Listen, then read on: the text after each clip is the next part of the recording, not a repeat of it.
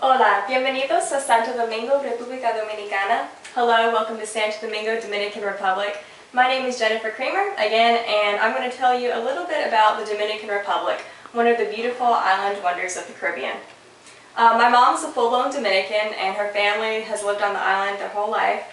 My family and I have traveled there multiple times, so I'm pretty accustomed to their culture by now. Many people think of the DR especially associated with either baseball, or they think of it as just the way that the resort's depicted. However, even in my small public speaking class online, not many know the Dominican Republic in light of its historical district, its culture, and its simple but rich lifestyle. The DR was discovered by Columbus in 1492, and so Santo Domingo, its capital, is the center of European settlement and influences. Being the first Spanish capital in America, Santo Domingo is filled with lots of Spanish architecture and monuments. One of these examples is La Catedral de Santa María la Menor, which is, according to Hispaniola.org, the first cathedral in America, built around the 1500s. Another example is La Alcazar de Colón, which is a reception hall built in the colonial district, which is called Parque Colón. In 2012, my family and I visited the Dominican Republic, and we took a few pictures of these. This is the Alcazar de Colón, and this is the cathedral. And afterwards, y'all can see these if you'd like to, and I can talk to y'all a little bit more about it. Most of the attractions in the DR are centered around Christopher Columbus, but there are a few that aren't. One of them is the Conde, which is a tourist attraction. It's an open market filled with music, restaurants, ice cream shops, and pretty much anything else that you can imagine. Like most historical districts, the people are supposed to only be walking there, and the only times where you could see a vehicle would be like motorcycles when they sneak in there, but they're really not supposed to. It's only walking in that part of the town. Coming from experience though, if you want to go to the Conde or pretty much any other part in the capital, I strongly suggest walking, because like most third world countries, the driving there is absolutely chaos. The culture of the DR has lots of tropical benefits, but it also has just flat-out dangerous experiences. On our visits to the DR, we have had countless near-miss accidents and tons of harries and yells to go along with them. The best way to make your way into the swarming traffic is just to jump in and pray you don't get hit.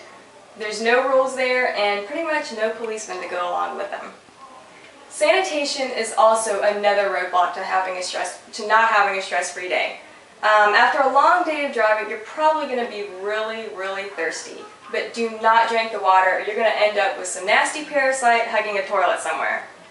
Also, this is kind of how it goes. Your business goes in the toilet, and the paper goes in the trash can. End of story, though. We won't go any further. But despite the driving and sanitation problems, the Dominican Republic has some wonderful things to make up for it. One of them being the beaches. It's pretty much perfect. I mean, there's the jagged rocks, there's the palm trees, sparkling blue water. I couldn't ask for anything better than this. And I actually took this picture myself. This is not some Photoshop thing. Another great thing to see in the Dominican Republic is the mountains. And that's either in Manabao, Santiago. Those are just a few places. The DR is also home to the highest peak in the Caribbean, and that's called Pico Duarte. It stands roughly 10,128 feet tall, according to summitpost.org. So compared to the other mountains in the Caribbean, it towers much higher than them. The residents of these mountains really don't have much. Most of them don't have running water, electricity, and lots of them use outhouses. But I find that you don't have to have money to be rich. Sometimes the best ways to enjoy life is just to be able to enjoy the simple parts of life. The DR supports a very simple life in its leisure, its cuisine, and its family. One of the most refreshing aspects of the Dominican Republic is just seeing the natives interact with each other.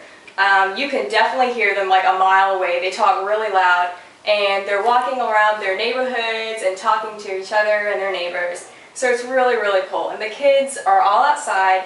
They're playing either hopscotch, baseball, excuse me, or just pretty much any other game they can think of. Sad to say, now they're starting to copy the Americans though with our iPods, iPads, and eye problems because they really don't have any money to afford it anyway. But they still want to be just like the Americans, so that's a little downside. The Dominican meals are really simple but rich tasting. Usually they have white rice, some sort of bean like a red bean or a black bean, and then they have a meat to go along with it.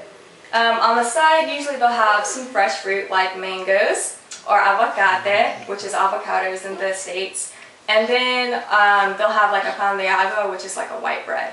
And then on the side, you've got to have your small shots of Dominican coffee, which are the absolute best.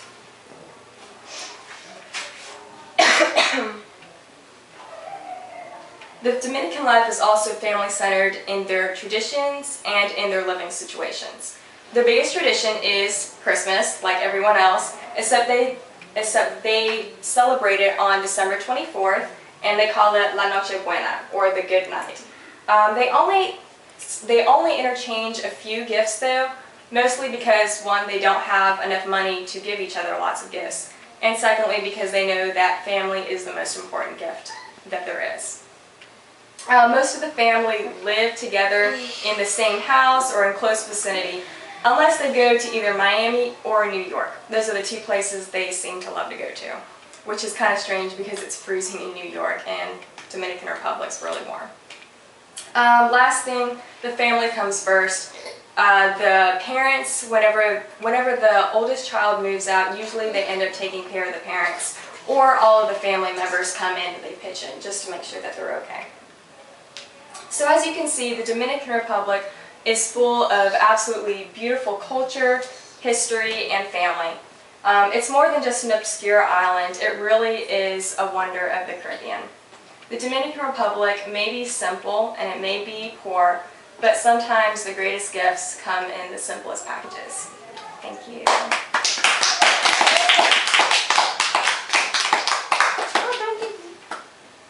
And turn yourself so you can sing.